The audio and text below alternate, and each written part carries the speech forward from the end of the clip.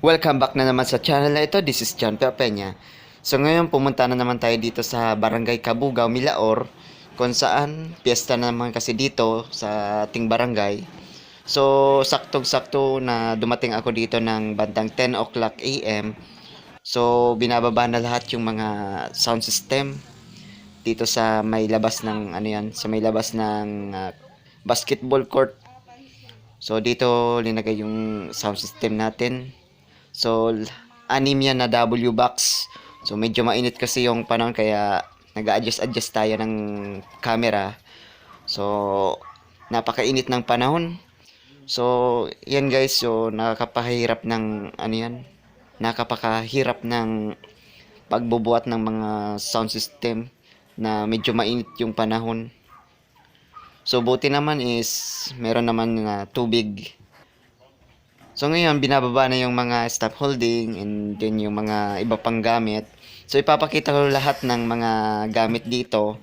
So yan guys, yung mga gamit. So nandyan na yung power LEDs, yung mga wires, and then yung amplifier. And then yung mga lighting na pang ilaw.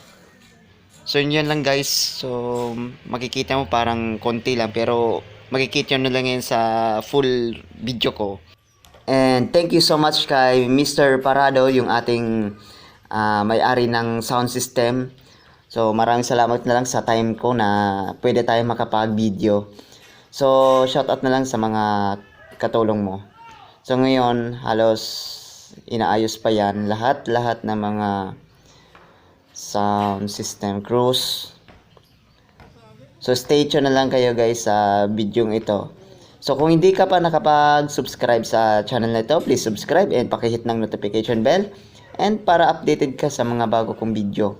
So halos nasa 480 plus na tayo ng subscribers sa YouTube channel. So maraming salamat na lang sa nag-support or nanood sa video ito. So kahit sa mga shoutouts, so shoutout na lang sa inyong lahat sa mga nanonood. And then please support na lang sa ibang mga friends na pwede mo pang mai-share yung ating video ito via Facebook or ano pa. So ngayon maraming salamat sa inyong lahat. So back to the trabaho na naman dito kahit mainit yung panahon. So nilalagay na lahat yung mga power LEDs and lightings natin.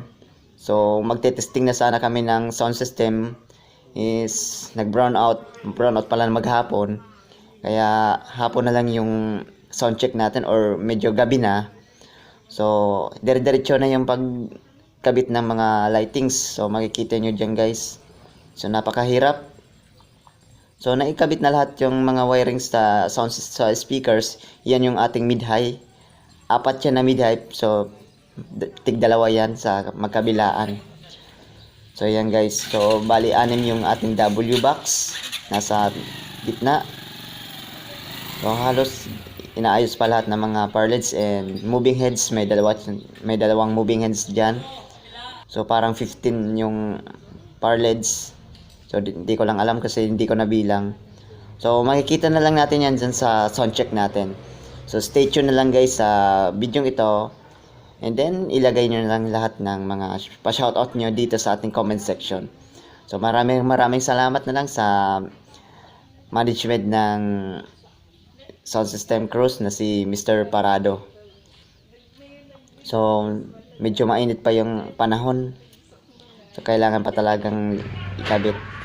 So ipapakita ko na lang sa inyo yung ating mga DMX control and then mixer and then yung mga amplifiers pati yung mga processors. So RMX yung ating pangalan ng mixer and then yung laptops. And then sa likod yung ating mga processors and amplifiers. And then meron siyang control or switch control. So yan lang guys yung napakasimpleng amplifiers na makikita nyo. Dalawang pang W and then isa lang yung sa pang sa pang vocal and then dalawa yung sa mid high or sa pang high frequency. So halos hapon na, so tinetesting na lahat ng ibang mga ilaw dito kasi may kuryente na. So halos napaaga yung pagbalik ng kuryente. So ngayon isa-sound check na natin.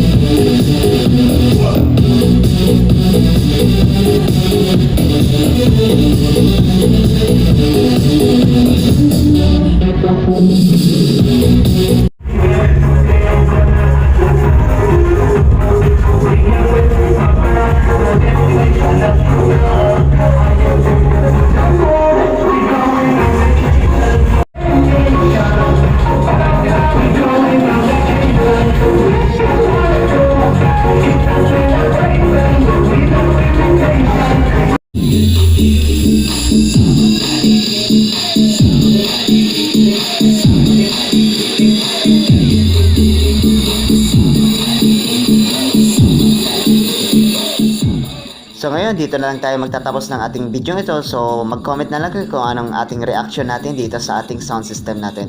So maraming salamat na lang sa panonood and happy fiesta na lang dito sa Cabugao, Milaor.